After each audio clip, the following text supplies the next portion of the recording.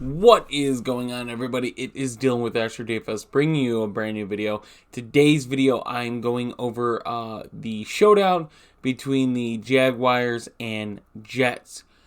This one is not looking so great right now. If I had to guess, we're looking at an under. We're looking at the Jets to take this one tonight. Some key injuries for the Jaguars. Out Cam Robinson. They're also going to be out Walker, one of their key defensive pieces. Jets, obviously Mike White is still out, so Zach Wilson starting there. Other than that, Trevor Lawrence is questionable. Knight is questionable. Those are the two big ones that we're looking at. We already saw some players get announced out. If you see down here, Denzel Mims, pretty much the more known name and impactful name. Now in DraftKings, it's not looking so good. So if you haven't been here before, what I basically do is go on the sites, go over some of the matchups, the prices, put together a line at the end, and just try to help you guys figure out who you're going to play tonight in your lineups.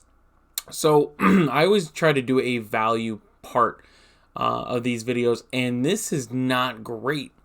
This is not one of those slates to where I find pieces and I go, yeah, you could play him. Yeah, you could play him. And make it so that you could pay up for your Trevor Lawrence, your Christian Kirk, Zach Wilson, Garrett, all those guys that you could pay up for it. So let's just try to find it. So under 3K. So it's CJ Uzama at 3K. Tyler Conklin at 32, and this is on DraftKings. On Fanduel, they're actually really cheap, $6,500 a piece for both of them, which I find is a pretty good price point. But the tight ends for the Jets have a pretty good matchup here against Lloyd, who's one of the worst linebackers against tight ends. The only problem here is who gets the volume, who gets the points. Tyler Conklin seems like the guy to get more volume, but then you look at CJ Uzama's just fantasy numbers, and I mean, against Detroit, 2 touchdowns, 2 receptions, 41 yards. And Conklin, you look at his numbers, like 7, 8, 2. So he's getting volume, but I mean, it's not great value. It's not a piece that stands out to me. So both of them guys are in play for a value, but they're not that great. Then JaMychal Hasty, down here 28, is a value only if ETN gets hurt. That's the only way he becomes a value. And even then, it's still a very bad matchup for Jacksonville all around. I know they've been able to move the ball, score points, stuff like that. This one just does not look pretty for him. Anything could happen, though. This year, I think it's very proven anything, and I do mean anything, a 33-point comeback can happen this year. It's just one of those years. Hopefully next year we go back to somewhat normalness. But JaMychal Hasty, 2,800, is only there just because he's the backup. Don't expect him to get a lot of volume unless ETN goes down. James Robinson, we're watching the news for Knight. Now, this is where it gets interesting. Obviously, Michael Carter and Ty Johnson then become plays. James Robinson was traded for and then hasn't really seen the field a whole lot. Very odd. He's not a value for me tonight. I wish he was. I like James Robinson. Jamal Agnew at 2,000, yes. Very bad matchup for Jacksonville wide receivers. I agree. I'm with you. I'm there. But at 2,000, he is a value play. Somebody that's cheap, pops off for a long touchdown, a long reception, something like that. 2,000 is a play. Very bad matchup. Very bad. And then we have Braxton Berrios here at 1,600. This is where the value comes. Like, this is where I see value, is Braxton Berrios here on DraftKings. 1,600, obviously going to be the 4th wide receiver, but we know that doesn't mean that he can't get 6 targets in a game. Not the greatest wide receiver, gets some of the special teams work, so gets some of those weird types of fantasy points. And this is a game where the Jets might need to do it. Their offense has not looked good. But the thing with the Zach Wilson offense, and I'll save it for later. We'll go over it later. But let's just say that things can look better. And then Ty Johnson at 400. If Knight is out, which I doubt he is, Ty Johnson and Michael Carter become plays.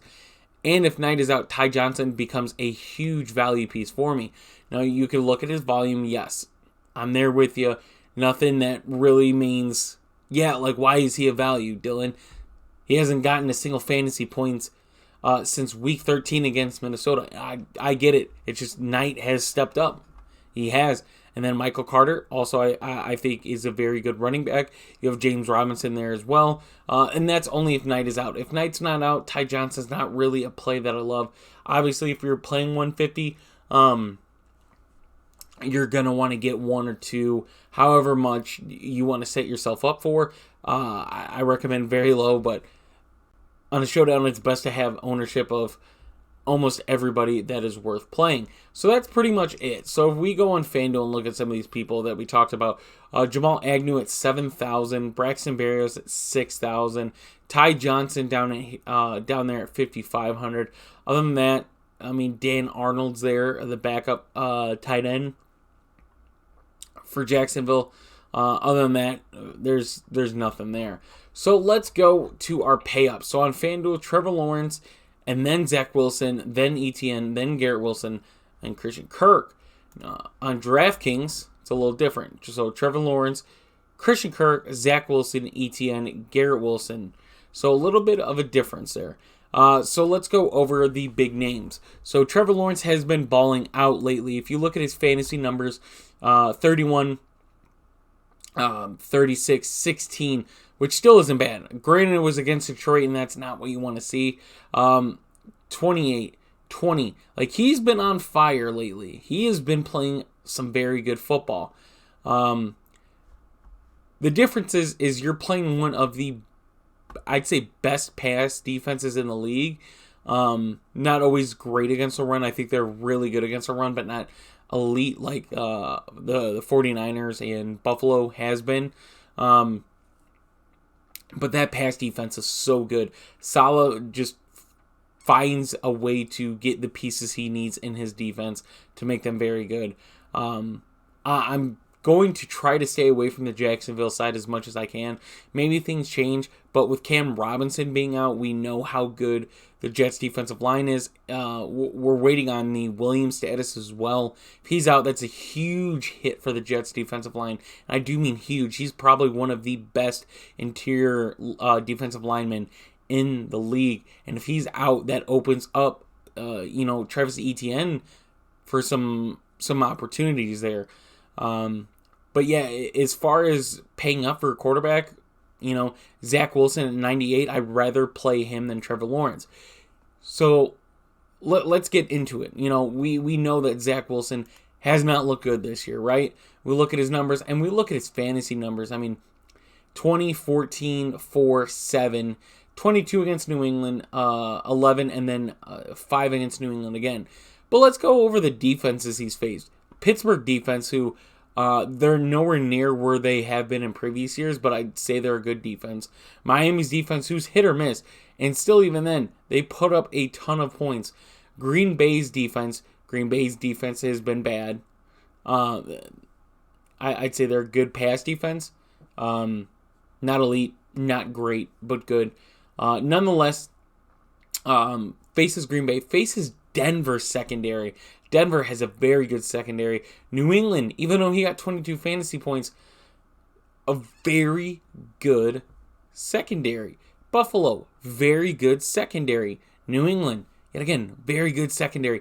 Then he faces the Lions, very bad secondary, and he gets 23 fantasy points. So he faces a Pittsburgh team who I would say at that time, probably a bad pass defense, right? Miami, bad pass defense. They blitz a lot, but as a pass defense, they're bad. So Zach Wilson here in a favorable matchup against the Jaguars. who, besides Campbell, their secondary is not that good at all. And missing your best linebacker is crucial and is going to suck. And that's why Zach Wilson is definitely a play for me. Like, if I have to pay up for one of these guys, I'm paying up for Zach Wilson. Christian Kirk, the secondary for the Jets is just really good. I believe this is a game where Christian Kirk can probably succeed.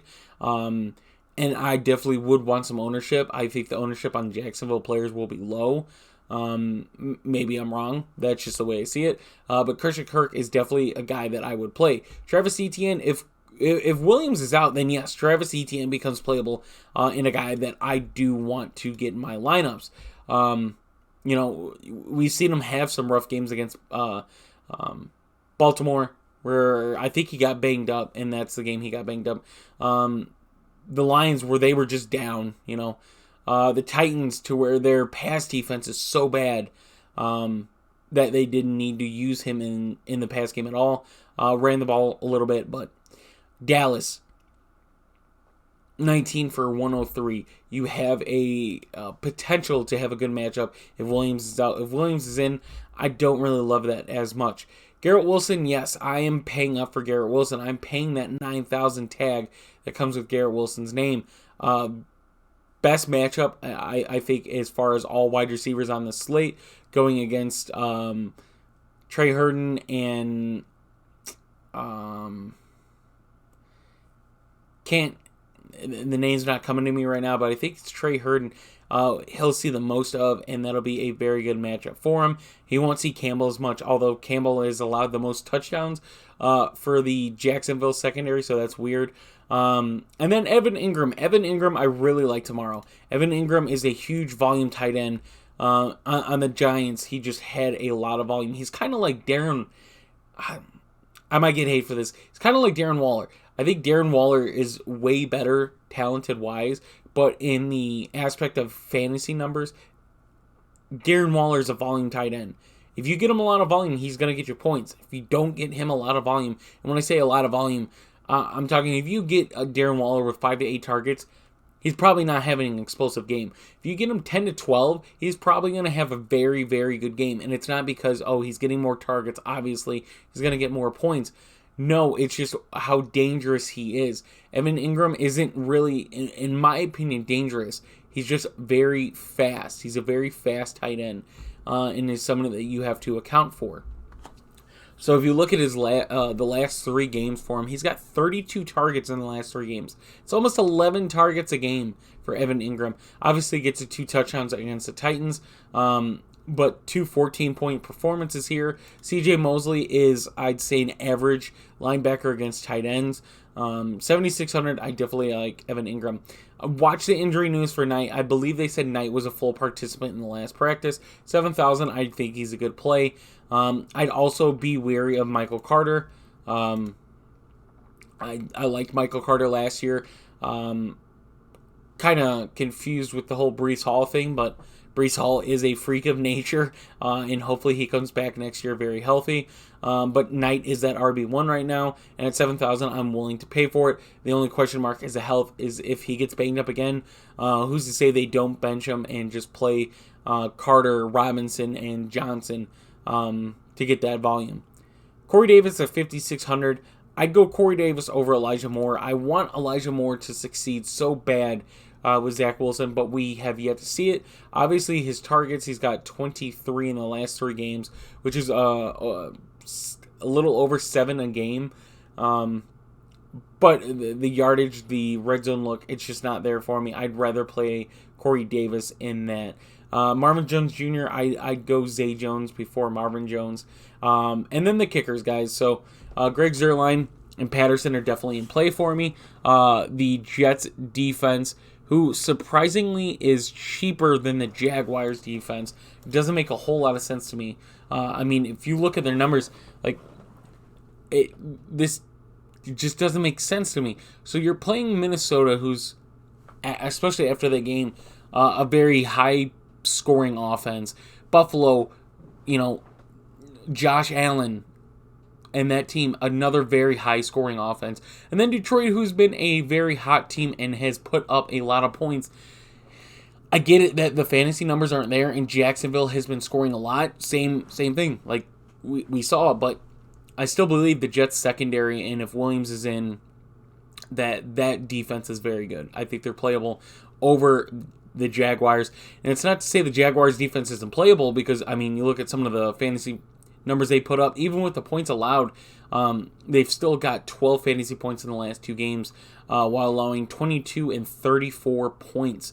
Obviously, you get the touchdown, that weird, terrible pick 6 to get them those fantasy points last week. But in week 14, the pick, the fumbles, the sacks, stuff like that, I just go Jets defense over the Jaguars defense. So let's kind of go over it on Fanduel to see the pricing difference. So Evan Ingram up here at 11, that we really like. Garrett Wilson at 13.5. The kickers at 9 and 8,500. Corey Davis at 8K, and that's pretty much it. So let's make a lineup. Let's do this. So I want Garrett Wilson as my captain, or MVP on FanDuel, on DraftKings captain. I want Evan Ingram. I definitely want Evan Ingram. I want Zach Wilson. Leaves us with 10-2. Who could we get in there that makes sense with who we have? Let's get Greg Zuerlein in there. Let's say the Jets don't score. Now we get 11. There's not really anyone to pay for there. So let's not go Greg Zuerlein. Let's go somebody else. Let's go Tyler Conklin. That gives us 14. And we can get Travis Etienne. And that's only, yet again, that's only if Williams is out. If Williams is in, that's a different story. So let's try DraftKings. So I want to get Garrett Wilson yet again as my captain. Flex, we want Evan Ingram in flex, yes. 72.